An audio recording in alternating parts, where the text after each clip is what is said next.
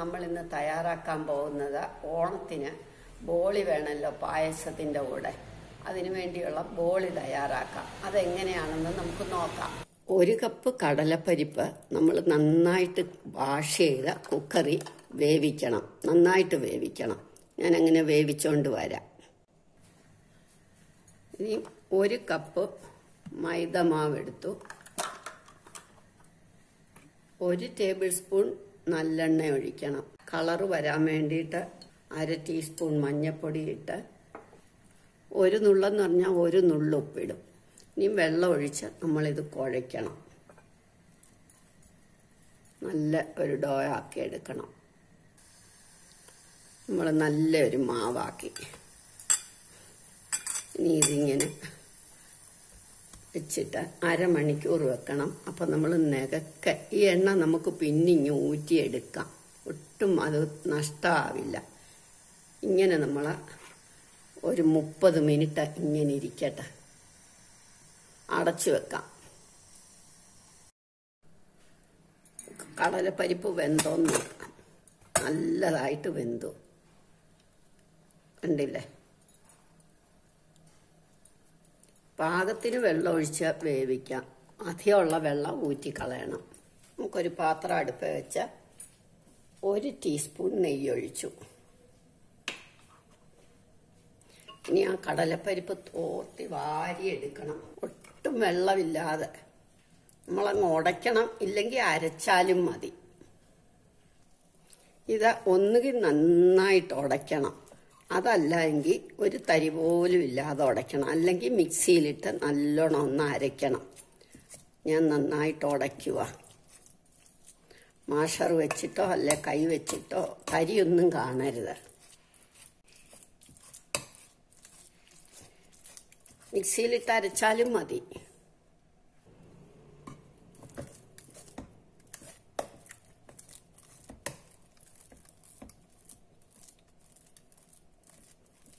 ഇതെല്ലാം നന്നായിട്ട് ഉടഞ്ഞു.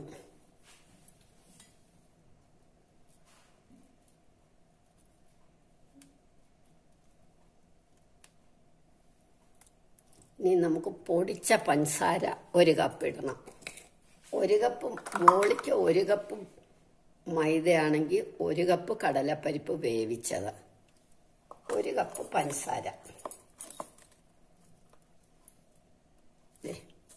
പൊടിച്ച പഞ്ചസാര ഇടണം. 1 ടീസ്പൂൺ നെയ്യ് ഒഴിച്ചു. ഇനി ഇത് നന്നായിട്ട് തീ കത്തിച്ച് നന്നായിട്ട് ഇളക്കി ഇത് പിടിപ്പിക്കണം. അത് ഉടയ്ക്കുമ്പം ഒരു തരി പോലും കാണാൻ പാടില്ല. അതുകൊണ്ടാണ് ഞാൻ പറഞ്ഞത് മിക്സിയിലിട്ട് അടിച്ചാലും മതി ഉടയ്ക്കാൻ വയ്യാന്നുണ്ടെങ്കിൽ.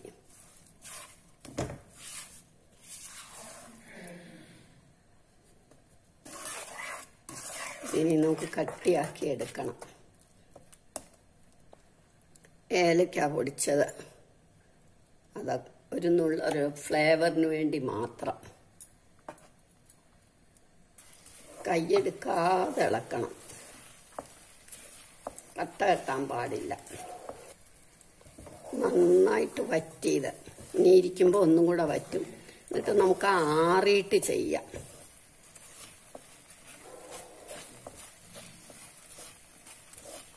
നന്നായിട്ട് കുറുകി വറ്റിക്കഴിഞ്ഞു. ആറിയിട്ട് ഇത് ഉരുട്ടണം. ചൂടോടെ വറ്റത്തില്ല.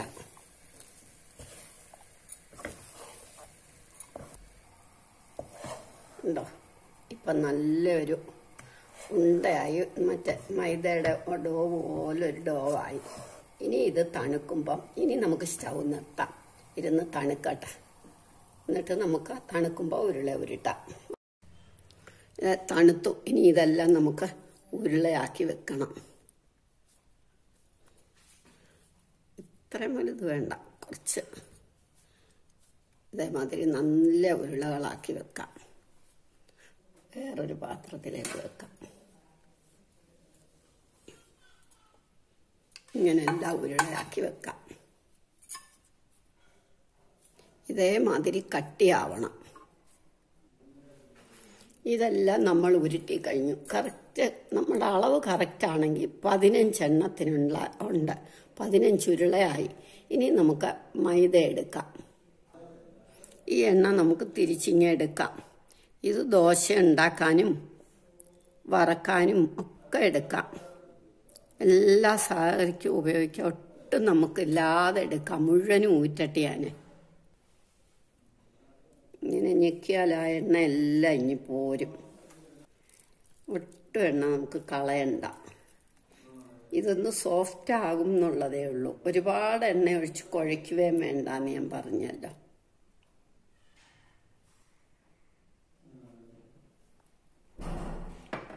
ദോശ ഉണ്ടാക്കാനും ഇപ്പം നമ്മുടെ മാവ് നല്ല സോഫ്റ്റായി. ഇത് നമുക്ക് 15 ഉരുള വീതമാക്കി വെക്കാം. ഇതുമെല്ലാം നമ്മൾ ഉരുട്ടി കഴിഞ്ഞു. ഇനി നമുക്കിത് പരത്തണം. കുറച്ച് അരിപ്പൊടിയാണ് നമ്മൾ എടുക്കേണ്ടത്.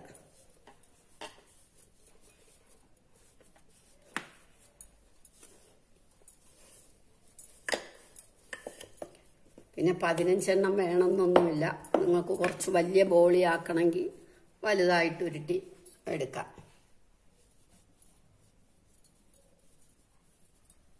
നമ്മൾ ആലു പൊറോട്ടയൊക്കെ ഉണ്ടാക്കുന്ന മാതിരി ഇങ്ങനെ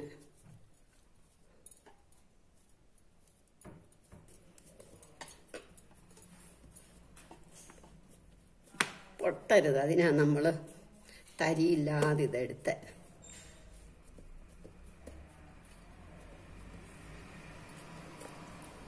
മഞ്ഞൾപ്പൊടി നന്നായിട്ട് ചേർത്താൽ നന്നായിട്ടിരിക്കും. ഇനി നമുക്ക് ഇത് വെച്ച് പരത്താം.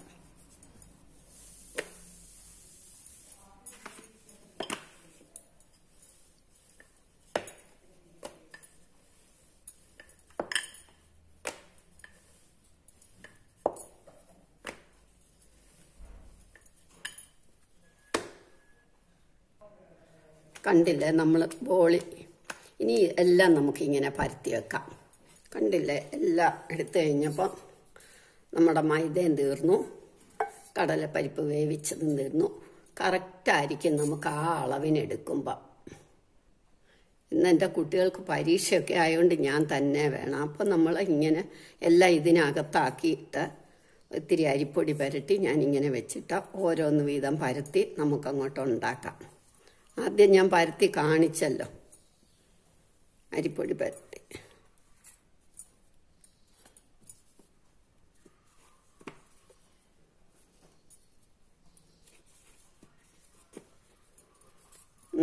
കുട്ടികൾക്കൊക്കെ പരീക്ഷ മീറ്റിങ്ങും അപ്പം ഇന്ന് സഹായിക്കാൻ അവരാരുമില്ല, ഞാൻ തന്നെയാണ്.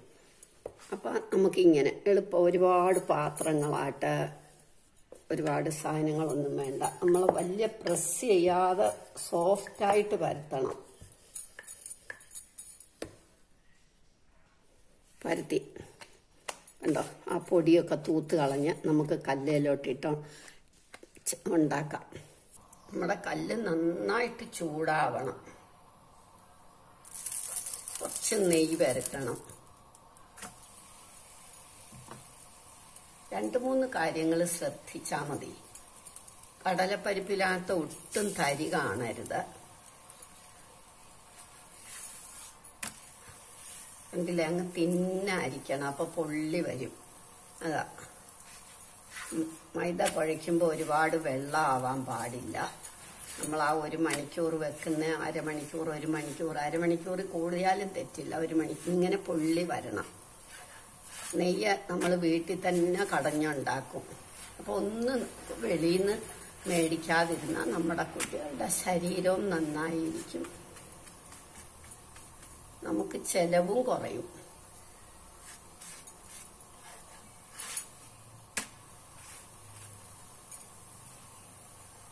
പതിനഞ്ച് ബോളി ഉണ്ടാക്കുമ്പോൾ ഏതാണ്ട് 10 രൂപയോടടുത്തേ വരത്തുള്ളൂ, എല്ലാം കൂടെ എടുത്താലും.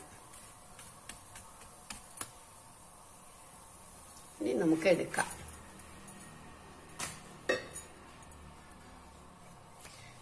ഞാനെല്ലാം ഉണ്ടാക്കാം, ഞാനെല്ലാം പരത്തി വെച്ചിരിക്കുക.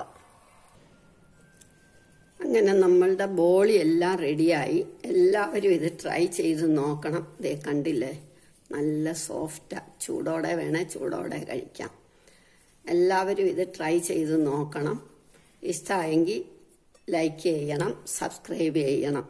നമ്മൾ അതേമാതിരി പൊടി നന്നായിട്ട് തട്ടിക്കളഞ്ഞിട്ടേ ഇത് വെക്കാവുള്ളൂ. ഇതേമാതിരി ഇങ്ങനെ വെക്കണം, അല്ലെ അടിയിലത്തേതെല്ലാം വേർപ്പ് വീഴും. ചൂടല്ലേ, അത് കാരണം.